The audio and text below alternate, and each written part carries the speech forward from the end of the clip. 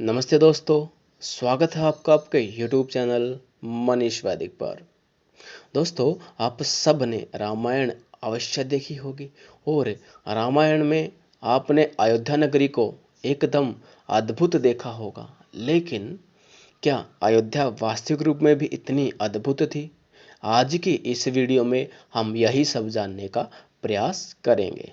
दोस्तों, महाभारत युद्ध से एक दीर्घकाल यानी कि अति प्राचीन समय में जिसका कि हम ठीक ठीक निर्णय नहीं कर सकते, उस समय श्रीमान महाराजा धीराज इक्ष्वाकु के हजारों वर्षों पश्चात उनके वंशज अज नाम सम्राट के पुत्र महाराज दशरथ उस समय के आर्य साम्राज्य के मुख्य केंद्र कौशल देश की राजधानी अयोध्या नगरी में राज्य करते थे।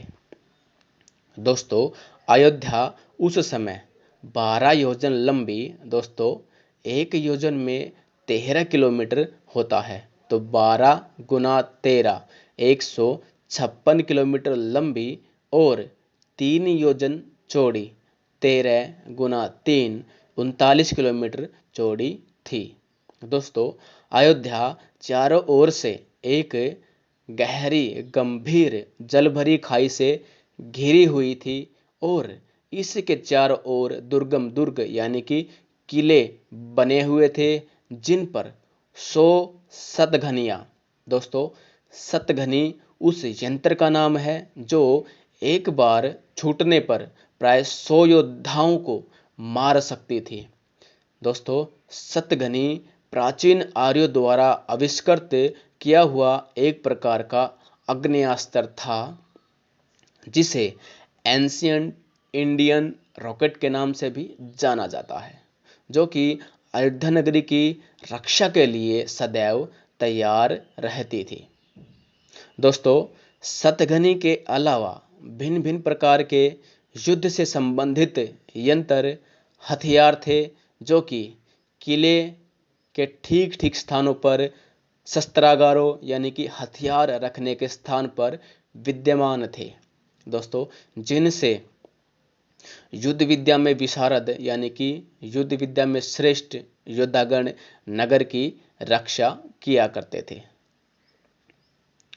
नगर के अंदर का भाग बहुत ही सुंदर, चौड़े और लंबे लंबे राजमार्गों से सुसज्जित था। दोस्तों, इन राजमार्गों पर प्रतिदिन पानी से छिड़काव किया जाता था और राजमार्गों के दोनों किनारों पर भली भांति पोषित किए हुए पुष्पों की पंक्तियां अयोध्या नगरी की शोभा को मानो चार चांद लगा रही थी।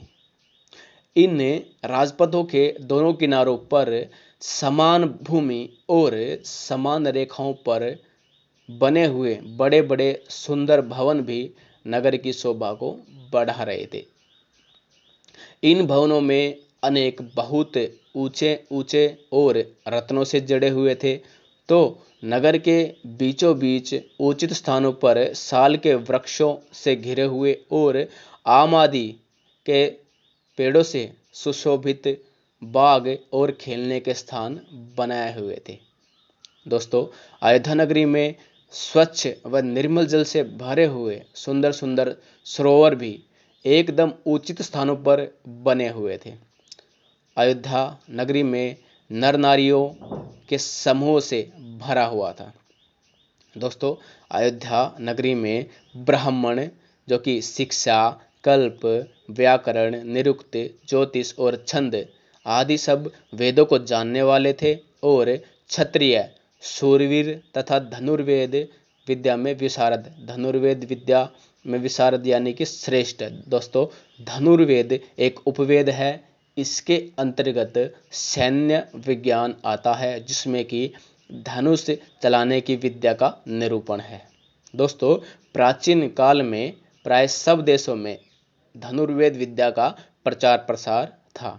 दोस्तों, भारत के अतिरिक्त मिस्र, यूनान, फारस और रोम आदि के प्राचीन इतिहासों के चित्र देखने पर आपको धनुर्वेद की विद्या के प्रचार प्रसार का पता चलता है।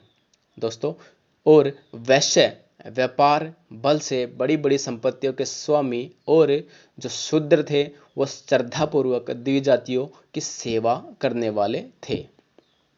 दोस्तों, अयोध्या नगरी में मजदूर भी यानी कि श्रमजीवी भी दिन भर की कमाई के बदले एक छोटा सा सोने का सिक्का प्राप्त कर लेता था।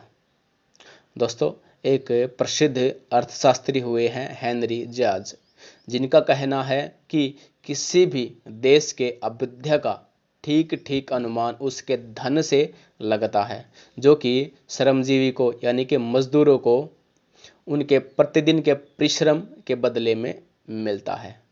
दोस्तों, कौशल देश की राजधानी अयोध्यापुरी में कोई भी ऐसा पुरुष नहीं था जो कि भूख से पीड़ित हो या गरीब हो। प्राय अयोध्या नगरी में लोग सुवर्ण तथा रत्नों से आभूषित रहते थे और भिन्न भिन्न प्रकार के रथ, हाथी, घोड़े, गौएं आदि पशुओं का पालन पोषण किया करते थे। दोस्तों, इनके अलावा राज्य में अलग अलग राज्यों के राज्यदूत तथा भिन्न भिन्न देशों से आए हुए वाणिक भी निवास करते थे। दोस्तों, शिक्षा और रक्षा का अयोध्या नगरी में ऐसा प्रबंध था कि नगर में कोई भी कामी, कायर, अविद्वान, नास्तिक, अग्निहोत्र न करने वाला और चोर आदि के नाम बहुत कठिनता से, बहुत विरले से सुनाई पड़ते थे। अयोध्या नगरी में नर नारी धर्मशील बने हुए थे। प्रजा सब प्रकार से खुशी थी और अयोध्या भर में कोई भी पुरुष ऐसा दिखाई नहीं देता था जो कि राजा की आज्ञा का पालन न करता हो, जिसके मन में राजा के प्रति श्रद्धा न हो, जो कि राजा का भगत न हो। दोस्तों, आप सब ने देखा कि अयोध्या नगरी किस प्रकार अपनी रक्षा करती थी। अयोध्या नगरी में कैसे कैसे योद्धा थे। अयोध्या नगरी में ब्राह्मण, क्षत्रिय, वैश्य और शूद्र कैसे कैसे वर्ण व्यवस्था के तहत अपना कार्य करते थे। अयोध्या नगरी की अर्थव्यवस्था कैसी थी और अयोध्या नगरी में राजा के प्रति प्रजा का, मंत्रिमंडल का कैसा स्वभाव था। दोस्तों, आशा करते हैं ये वीडियो आपको पसंद आया होगा। वीडियो को प्रत्येक भाई तक पहुंचाने का प्रयास करें।